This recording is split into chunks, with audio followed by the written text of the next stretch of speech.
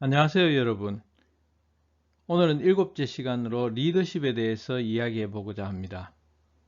이번 주 수업의 선수 학습 질문은 리더십이란 무엇인가입니다. 모든 조직에는 리더가 있습니다. 학교의 경우 교장이나 학생회장은 공식적인 리더이고, 교사 친목회 회장이나 학생 중 일진과 같은 경우에는 비공식적인 리더라고 할 수 있습니다. 그렇다면 지도자가 되는 것은 타고난 품성에 의한 것일까요? 아니면 자신의 의지와 노력으로 지도자가 되는 것일까요? 또는 사건이나 상황에 따른 결과일까요? 또 다른 측면은 지도자와 역사의 관계입니다. 즉, 어떠한 역사적 사건에 미치는 개인의 영향력이라 할 수 있죠. 프랑스 혁명가 나폴레옹, 임진왜란과 이순신 장군을 예로 들겠습니다. 나폴레옹은 코르시카 섬 출신입니다. 우리나라로 치면 제주도 출신의 공병학교 초급 장교가 프랑스 혁명이라는 사건을 통해 황제가 되고 유럽 전역을 뒤흔들게 됩니다. 그리고 임진왜란이 발생하지 않았다면 이순신 장군이라는 인물이 부각될 수 있었을까요? 역사에서는 한 인간의 영향보다는 전체적인 흐름을 중시합니다. 한 인간이 역사라는 거대한 강물의 흐름을 다른 방향으로 돌릴 수 있음을 인정할 수 있을까요? 그렇다면 우리의 주제인 교육으로 돌아와서 한 학교의 교장은 학교를 어느 정도 변화시킬 수 있다고 생각하나요? 대구시 교육감은 대구라는 도시를, 교육부 장관은 우리나라 교육을 어느 정도 변화시킬 수 있을까요? 리더십이란 무엇인가에 관해 생각해 보기를 권합니다. 다음 주 질문은 여러분이 존경하는 인물과 이유에 대해서 질문하겠습니다. 지난 시간에는 학교 조직과 문화에 대해서 살펴보았습니다. 지난 시간의 질문은 학교는 왜 관료제 특성을 가져야 하는가에 대한 질문이었습니다.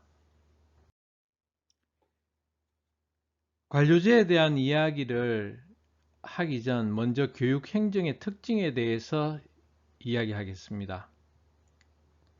교재 1쪽에 나와 있는 교육 행정의 정의를 살펴보면 대체로 교육 행정은 봉사활동이라고 규정하고 있습니다. 미국의 경우 교장, 교감은 능력을 기준으로 선출합니다. 그래서 능력이 있다면 30대에도 교장, 교감이 될 수 있습니다. 우리나라의 경우에는 교장, 교감은 경력을 기준으로 선출합니다. 교사로서 노력한 것에 대한 대가로서의 성격이 강하죠. 미국과 우리나라 학교 관리자의 공통점은 보여주기 위한 실적 위주의 교육 활동이 주된 업무라는 것입니다. 이것이 교육적 가치 추구와 내용 위주의 교육 활동으로 변화해야 할 필요가 있습니다.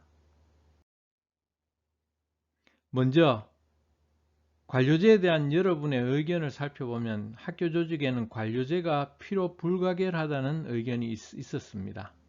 이와 반대로 4차 산업혁명 시대가 도래하면 현재와 같은 관료제 체제로서는 사회와 학생의 요구를 충족시킬 수 없으므로 관료제는 사라져야 한다는 의견도 있었습니다. 이것을 효율성과 효과성이라는 측면에서 이야기하겠습니다. 첫째로 관료제의 효율성이란 측면에서 보면 부모의 직업을 물려받는 것이 가장 효율적입니다. 왜냐하면 부모님을 통해 그 직업에 축적된 노하우를 낭비 없이 물려받을 수 있기 때문입니다. 부모가 교사나 의사인 경우를 생각해 보면 쉽게 이해가 될 것입니다. 둘째로 관료제의 효과성이란 측면에서는 교육과정을 예로 들겠습니다. 우리나라의 경우 교육과정은 교육부에서 교육청을 거쳐 일선학교로 내려옵니다. 그에 반해 미국의 경우는 학교 자체 내에서 교육과정을 개발합니다. 이것을 영어로 School Based Curriculum이라고 하는데 얼핏 보면 굉장히 낭비라고 볼 수 있죠. 붕어빵 찍듯이 틀만 잘 만들어 놓으면 공장에서 제품을 만들듯이 얼마든지 일정한 동질의 제품 생산이 보장되는데 그 틀을 학교 자체에서 만들라고 하니까요. 문제는 효율성만을 중시하게 되면 결과적으로 딜버트의 법칙이 적용된다고 생각합니다. 딜버트의 법칙은 왜 가장 무능력한 사람이 조직에서 승진하는가에 대한 이유를 설명해 주는 법칙입니다. 그 대답은 조직 자체가 변화를 두려워하고 현실에 안주하는 특성을 가지고 있기 때문입니다. 도전과 창의적 시도를 도외시하고 혁신을 두려워하는 조직에서는 그 풍토에 맞는 무능력하고 비효율적인 직원이 경쟁을 거치지 않고 관리자로 승진한다는 것입니다. 자신의 일에 대한 열정을 가진 직원은 오히려 성가신 존재로 취급된다는 것이죠. 우리나라의 학교 조직에서 딜버트의 법칙이 적용되고 있는지 아닌지는 여러분들이 나중에 학교 현장에서 직접 판단해 보기를 바랍니다. 이제 본론입니다. 먼저 지도성의 개념을 살펴본 후 지도성 연구가 지금까지 어떤 과정을 통해 이루어졌는지 살펴보겠습니다. 지도성 연구의 첫 번째 단계는 1910년에서 40년까지의 특성 연구입니다.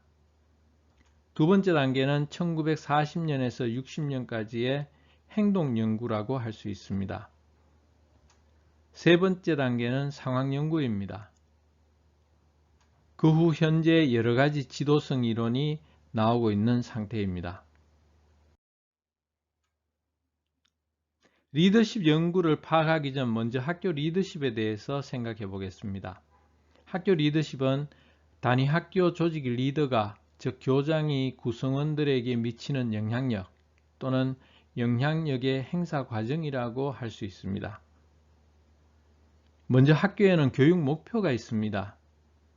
교육 목표 달성에 미치는 교장의 영향력은 어느 정도일까요?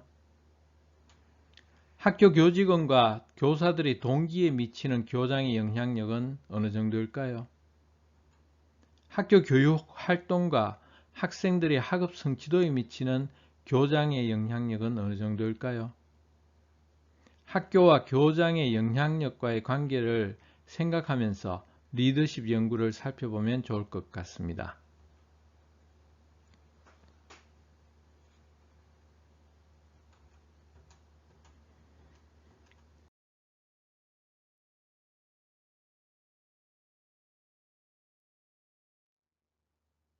리더십 연구는 리더가 가지는 특성에 대한 연구로 시작이 됩니다. 즉, 뛰어난 지도자들을 연구해 보면 그들만이 가진 공통적인 특징을 발견할 수 있다는 것이죠. 그래서 제시된 표와 같이 대표적 연구자들이 1910년부터 30년 동안 그 리더십의 특성을 찾아보았지만 공통적으로 발견되는 특성은 찾아내지 못하였습니다. 그래서 1940년대부터 리더십 연구의 두 번째 단계로 넘어가게 됩니다. 그것을 행동 연구라고 하며 쉽게 말하자면 리더십을 유형별로 분류하는 것입니다. 대표적인 연구가 전제적, 민주적, 방임적 지도성 연구입니다. 두 번째가 오하이오 주립대 연구가 있고요. 세 번째가 미시건대 연구가 있습니다. 먼저 교재 22쪽에 나오는 전제적, 민주적, 방임적 지도성 연구를 살펴보면 레빈, 리핏, 화이트는 지도자의 기본 유형으로 위에 세 가지 유형을 제시하면서 이 중 가장 효과적인 리더십은 민주적 지도자 유형이라고 합니다. 오하이오 주립대 연구는 1000개가 넘는 지도자의 특성을 요인별로 분석하여 두 개의 차원으로 축소시킵니다. 붉은색 테두리로 나와 있는 구조성과 배려성입니다. 구조성은 쉽게 말하자면 테일러의 과학적 관리론이라고 생각하면 됩니다. 주어진 과업을 얼마나 효율적으로 잘 처리할 수 있느냐를 따지는 것이죠. 배려성은 메이어의 인간관계론이라고 생각하면 됩니다. 얼마나 구성원들에게 관심을 보이느냐를 기준으로 삼습니다. 미시건 대학교에서는 지도자의 유형을 직무중심, 잡센터드와 종업원 중심, 인플로이 센터드로 분류합니다. 그러나 결국 오하이오 주립대와 용어만 다르지 같은 의미라고 볼 수 있습니다. 블레이크와 무터는 오하이오 주립대 연구를 확장해서 이를 생산과 인간이라는 두 기준으로 나누고 5개의 리더십 유형으로 나눕니다. 그중 가장 이상적인 리더십 유형은 팀형으로서 생산과 인간에 관한 관심이 가장 높은 유형입니다. 행동연구는 지도자들을 그들이 만든 리더십 유형에 끼워 넣다 보니 한계가 발생합니다. 어떤 지도자의 경우 어느 유형에도 속하지 않는 경우가 나타났기 때문이죠. 그래서 다음 단계인 상황연구로 넘어가게 됩니다. 상황연구는 지도자의 리더십은 상황에 따라서 다르다는 그런 관점입니다.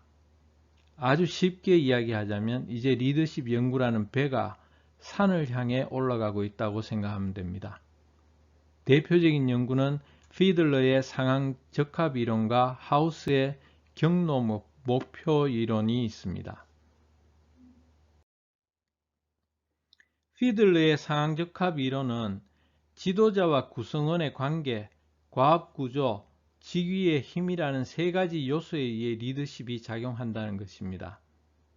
근데 이 상황이라는 것이 객관적으로 평가할 수 없는 특징을 가지고 있습니다. 개별 상황의 조건과 전개에 따라서 결과가 달라질 수밖에 없기 때문이죠. 예를 들어 보겠습니다. 지금 보이는 피들러의 LPC 척도에 따르면 리더십 유형으로 36개가 있습니다. 과연 36개가 전부일까요? 여기에는 괴팍한 사람이나 존버도 없고 워라벨도 없습니다. 그럴 때마다 이러한 유형들을 리더십 척도에 추가한다면 머지않아 몇백 개의 유형이 되고 말 것입니다. 하우스의 경로 목표 이론은 교재 24쪽에 있습니다. 쉽게 예를 들어 말하자면 혈액형과 이상형의 관계를 찾는 방법과 같습니다. 어떤 상황에 대한 문제를 제시한 후 맞으면 직진, 틀리면 우회라는 방식으로 계속 경로를 찾아가다 보면 지도자의 특정 행동 유형이 나타난다는 것입니다. 헐시와 브랜차드는 레딩의 3차원 리더십을 발전시켰습니다. 이전까지 리더십 연구가 구조성과 배려성이라는 2차원적 접근이었다면 레딩은 여기에 효과성이라는 측면을 첨가하였습니다. 헐시와 브랜차드는 효과성 대신에 조직원들의 가업에 대한 성숙도라는 요소로 바꾸어서 제시하였습니다. 어쨌든 개별 상황이라는 변인을 수치로 전환할 수 없다는 근본적인 한계가 있습니다. 이제 리더십 연구는 막다른 골목에 봉착하게 됩니다. 더 이상 나아갈 곳이 없게 되었다는 의미죠. 그래서 최근에는 새로운 지도성 이론이라는 이름하에 돌파구를 모색하고 있습니다. 대표적인 것이 변혁적 지도성 이론, 도덕적 지도성 이론이 있습니다. 변혁적 지도성이란 트랜스포머 리더십이라고 합니다. 징기스칸을 예로 들어보겠습니다.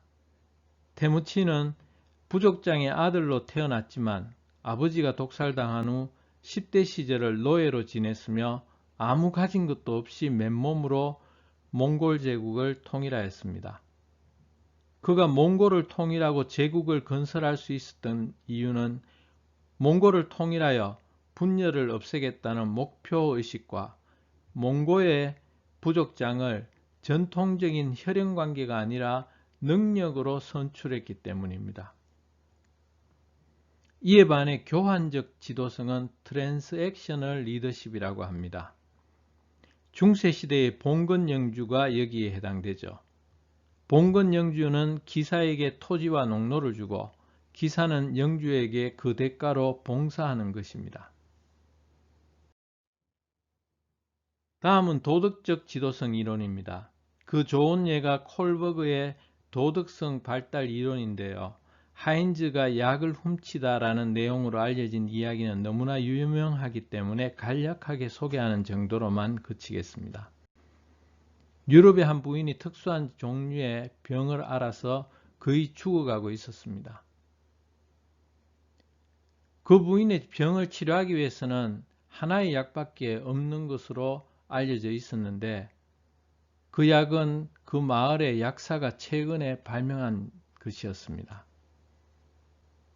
그 약은 원가가 비싼데 약사는 그 약값을 원가의 10배나 요구하였습니다.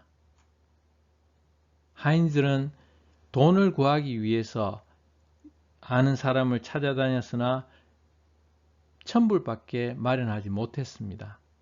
그래서 그 약사에게 가서 자기 부인이 죽어가고 있다고 말하고 약을 1000불에 받고 팔거나 외상으로 팔면 나머지 돈을 갚겠다고 간청했습니다.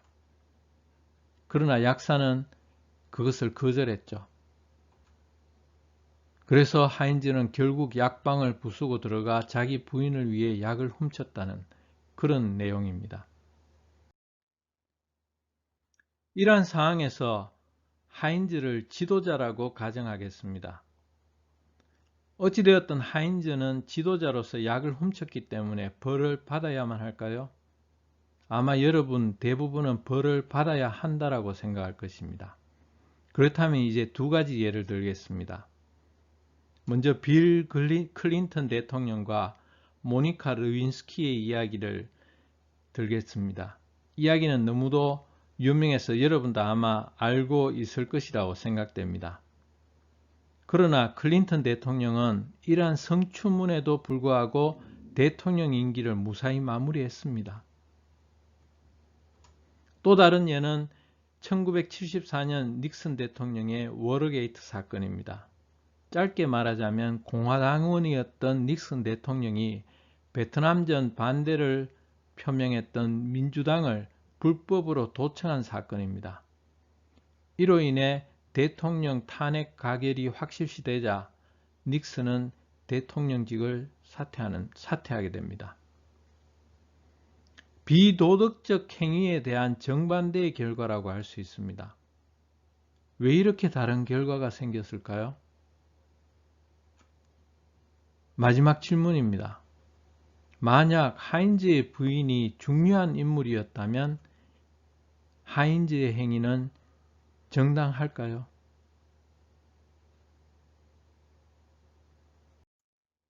이상으로 오늘 수업은 리더십 이론에 대해서 살펴보았습니다. 다음 시간에는 동기 이론에 대해서 이야기하겠습니다. 수고했습니다.